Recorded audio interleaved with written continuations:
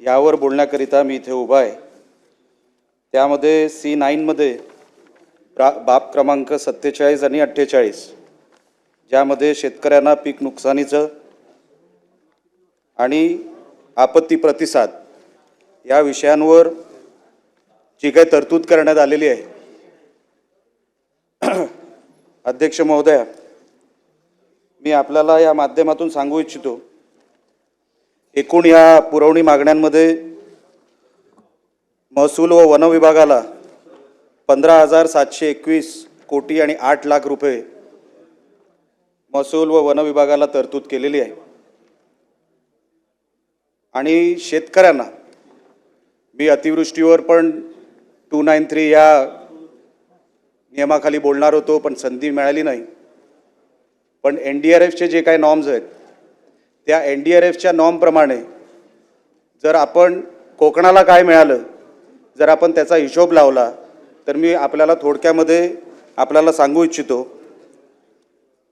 की NDRFच्या निकषानुसार, कारण का कोकणामध्ये मोठ्या प्रमाणामध्ये जिरायत शेती होते, भात शेती मोठ्या प्रमाणात होते आणि बहुवार्षिक पीक म्हणून आमची नोंद नाही। NDRF ज्या नॉर्म्स खाली पैसे देते, ज्याच्यामध्ये 22,500 प्रति हेक्टरी जो रेट दिला गेला अतिवृष्टीमध्ये, महसूल व वन विभागामध्ये ज्याची नोंद आहे 15,000 कोटी रुपये ज्याची तरतूद झालेली आहे, त्याच NDRFच्या नॉर्मप्रमाणे आम्ही जिरायत शेतीमध्ये पडतो आणि तेव्हा त्या हेडखाली आम्हाला मिळालेले पैसे प्रति हेक्टरी फक्त 8,777 रुपये। हा कोकणावर आपण अन्याय करतोय का? सर्वात महत्त्वाचं पीक कुठलं तर आमचं भात शेती, त्याच्यामध्ये आम्ही जर प्रति हेक्टर महाराष्ट्राला एक नियम आणि कोकणाला एक नियम, अतिवृष्टीमध्ये आम्ही अधिकाऱ्यांना विचारत होतो, तुम्ही जेव्हा खाली पंचनामे करताय तर त्या पंचनाम्यामध्ये आपण काय निकष लावताय, तर आम्हाला सांगितलं महाराष्ट्रामध्ये जो NDRFचा निकष आहे तोच आम्ही कोकणामध्ये भात शेतीला लावणार आहोत, नुकसान भरपाई आम्ही तुम्हाला देणार आहोत। तर जेव्हा माहिती काढली, जेव्हा डॉक्युमेंट बाहेर काढले, त्याच्यामध्ये असं कळलं की 22,500 रुपये म्हणजे 22,500 रुपये हे अतिवृष्टीमध्ये इतर भागांमध्ये मिळाले आणि कोकणामध्ये 8,777 रुपये मिळाले। हा भेदभाव कशासाठी अध्यक्ष महोदय? कोकणाने काय वाईट काय केलंय? अतिवृष्टी तिकडेही आलेली आहे। अच्छा, ह्याच्यामध्ये जो उल्लेख झालाय तो ऑगस्ट आणि सप्टेंबर महिन्याचा झालाय। आमच्याकडे अतिवृष्टी आली आहे ती ऑक्टोबर महिन्यामध्ये आली आहे। आमचा कोकणाचा साधा उल्लेख देखील नाही की अतिवृष्टी जी कोकणामध्ये आली ती ऑक्टोबर महिन्यामध्ये आलेली आहे। मी आपल्या मार्फत सरकारला विनंती करणार आहे की कोकणामध्ये या विभागातून, या पुरवणी मागण्यातून महसूल व वन विभाग आमच्याकडे लक्ष देणार आहे का नाही? अतिवृष्टीमध्ये मोठ्या प्रमाणात 18,288 शेतकऱ्यांचं नुकसान झालं, पण कुठेही नोंद नाही। आम्ही कुठे जाऊन मागणार आहोत? कोणाकडे मागणार आहोत? कोकणामध्ये पाऊसच पडतो याची समजच झालेली आहे सगळ्यांची, म्हणून इथे पैसा गेला काय आणि नाही गेला काय काही फरक पडत नाही। काय निकष लावायचे ते लावा आणि त्या अनुषंगाने इकडे हे निकष लावले गेलेत। आम्ही कोणाकडे मागायचं अध्यक्ष महोदय? ह्याच्यामध्ये महसूल व वन विभागाने जे काही कंडिशन दिलेले आहेत पुरवणी मागण्यांमध्ये, त्याच्यामध्ये मच्छीमार हा शब्दच नाही। आपण शेतीचा दर्जा दिलाय मच्छीमारांना, मासेमारीला। तर मला एक सांगा, मच्छीमारांचं जे काय नोंदणीकृत, तुम्हाला सांगतो मी, नोंदणीकृत जी आमच्याकडे मच्छीमारांची नोंद आहे ती 3,823 नौकांची आहे। ऑक्टोबर महिन्यामध्ये मासेमारी बंद होती। आम्ही नारळी पौर्णिमेनंतर आम्ही मासेमारी सुरू करतो ऑगस्टमध्ये। पूर्ण ऑक्टोबर महिना मासेमारी बंद, 40 दिवस 42 दिवस मासेमारी बंद होती। ह्या मागणींमध्ये मच्छीमारांचा उल्लेख नाही, मासेमारीचा उल्लेख देखील नाही। त्यानंतर जे काय पंचनामे झाले, उर्वरित महाराष्ट्रामध्ये रक्कम अगोदर ठरवली गेली, आमच्याकडे पंचनामे अगोदर झाले आणि त्यानंतर रक्कम ठरवली गेली। ती पण जी मी तुम्हाला सांगितले 8,777 रुपये ती रक्कम ठरवली गेली। मासेमारीचा त्याच्यामध्ये कुठेही उल्लेख नाही।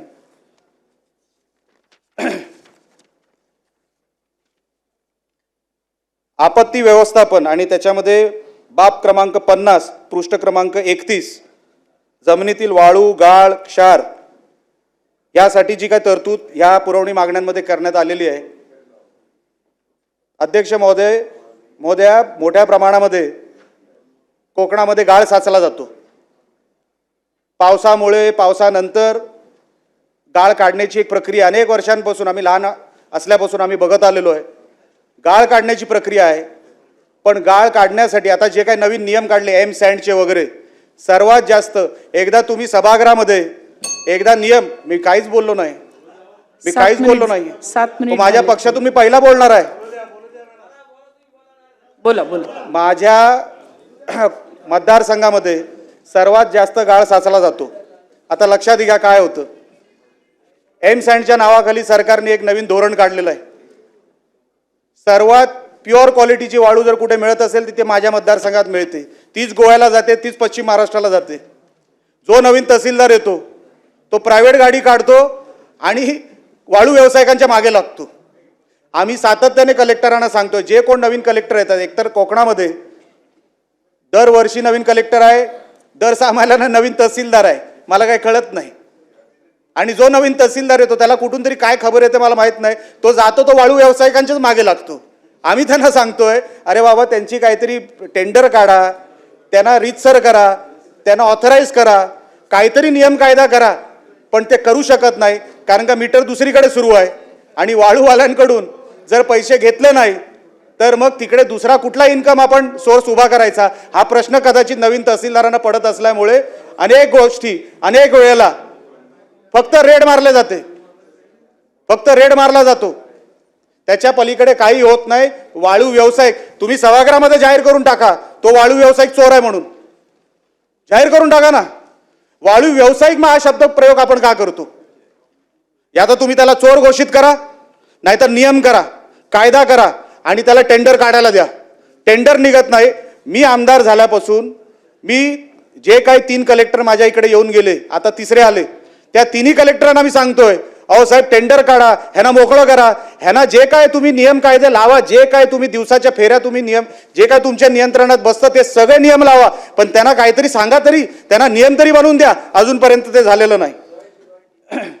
रॉयल्टीचा विषय केव्हा येतो? जेव्हा तुम्ही नियमामध्ये बसता तेव्हा. इकडे जो नवीन तहसीलदार येतो तो प्रायव्हेट गाडी घेऊन त्याच्या मागे लागतो, गाड्या पकडतोय तहसीलदार. आता काय सांगावं. मी येतो त्याच्यानंतर सार्वजनिक बांधकाम या विभागावर येतो. संबंधित मंत्री महोदय इकडे नाही आहेत. अध्यक्ष महोदय, सार्वजनिक बांधकाम खातं मी 1 वर्ष आता झालं मी आमदार आहे. मी असाच हिशोब काढला की बजेट झालं, त्याच्यानंतर पुरवणी मागण्या झाल्या, आज परत आपण पुरवणी मागण्यांवर बोलतोय. 75,000 कोटीच्या पुरवणी मागण्यांवर आपण बोलतोय. माझ्या मतदारसंघामध्ये किंवा माझ्या जिल्ह्यामध्ये सार्वजनिक बांधकाम खात्याचे किती पैसे आले एका वर्षभरामध्ये? तर माझ्या मतदारसंघामध्ये फक्त दुरुस्तीचे पैसे आले, ते पण 6 करोड रुपये, फक्त 6 करोड रुपये आले. आणि पावसाचं कारण सांगून अधिकाऱ्याने ते 6 करोड रुपये कुठे पळवले ते अजूनपर्यंत आम्ही शोधतोय. ते 6 करोड रुपये गेले कुठे? मी 1 मिनिटात माझं भाषण संपवतोय. 6 करोड रुपये गेले कुठे मला कळले नाही. कारण का 6 महिने कोकणामध्ये पाऊस पडला. 19 मे पासून सुरू झाला तो 9 नोव्हेंबर पर्यंत पाऊस होता. 6 महिने पाऊस पडला, दुरुस्तीला झालंच नाही काय काम. तर कुठल्या दुरुस्ती खाली ते 6 करोड रुपये गेले मला बघायचंय. ते अजूनपर्यंत मला थानपत्ता लागत नाहीये. जिल्ह्याला 23 करोड रुपये मिळाले, पण ते 23 करोड रुपये कुठे गेले ते अजूनपर्यंत मला माहिती पडत नाहीये. DPDCला जो काय पैसा आम्हाला मिळतो तो अजूनपर्यंत, आता अजितदादा इथे नाही आहेत, आम्हाला तो लवकरात लवकर मोठ्या प्रमाणात मिळावा. आमचे पालकमंत्री अतिशय चांगलं काम करतायत, ते प्रयत्न करतायत.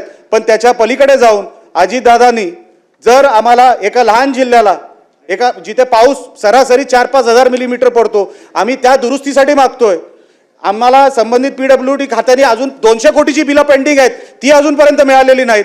नवीन जी काय आपण कामं करायला मागतोय, जर कलेक्टर ह्याला सांगतो आपण कॉन्ट्रॅक्टरला, बाबा तू करतोस का, तोही करत नाहीये, कारण का जुनीच बिलं अजूनपर्यंत निघालेली नाहीये. 6 महिने जिथे पाऊस पडतो, अध्यक्ष महोदय, आपण अशा जिल्ह्यांमध्ये पैसे देत नाही आहोत.